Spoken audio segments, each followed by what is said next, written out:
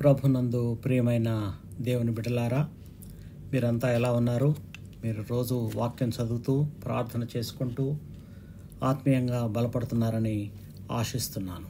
ఈరోజు దేవుడు మనకిచ్చిన వాగ్దానం యెషయా గ్రంథం 38వ అధ్యాయం 5వ వచనము.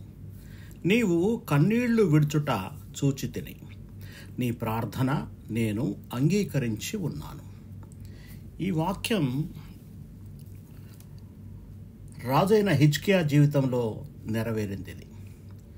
రాజైన హిజ్కియా, ఆయనకి ఒక మరణకరమైన వ్యాధి వచ్చి మరణానికి దగ్గరగా ఉన్నప్పుడు మరి ఆ రాజు ఉపవాసం ఉండి కన్నీళ్లు విడుచుచూ దేవునికి ప్రార్థన చేసినట్టుగా వాక్యంలో బయలుపరచబడి ఉంది.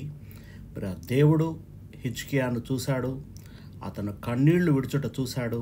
ఆయన ప్రార్థనని విని అంగీకరించి ఆ మరణకరమైన వ్యాధిని తీసివేసి మరి ఒక 15 సంవత్సరాలు ఆయుష్ కూడా ఇచ్చినట్టుగా చూస్తుంటాం. అలాగే మనం కూడా ఉపవాసం ఉండి కన్నీళ్లు విడుచుచూ దేవుడిని ప్రార్థించినప్పుడు దేవుడు మన కన్నిటిని గమనించే దేవుడుగా ఉన్నాడు.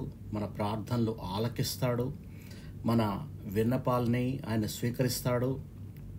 కాబట్టి మనం కూడా నిజంగా కష్టకాలంలో నిజమైన దేవుణ్ణి కన్నీళ్లతోటి, ప్రార్థనతోటి, ఉపవాసంతో మొరపెడదాం. ఆయన మనకు తప్పకుండా జవాబిచ్చే దేవుడిగా ఉన్నాడు. ప్రార్థన చేసుకుందాం. మమ్మల్ని మిక్కిలిగా ప్రేమించిన మా ప్రియ పరలోకపు తండ్రి, ప్రభువా, నీవు చూచుచున్న దేవుడై ఉన్నందుకు నీకు వందనాలు తండ్రి. మా ప్రతి బాధను, కన్నీటిని మీరు గమనిస్తున్నందుకు మీకు వందనాలు నాయన.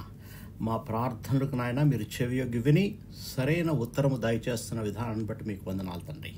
మా జీవితకాలమంతయు నీ కృపలో కొనసాగే ధన్యత మా మీద ఉంచుమని యేసు పరిశుద్ధ నామంలో ప్రార్థించి వేడుకొనుచున్నాము తండ్రి, ఆమేన్.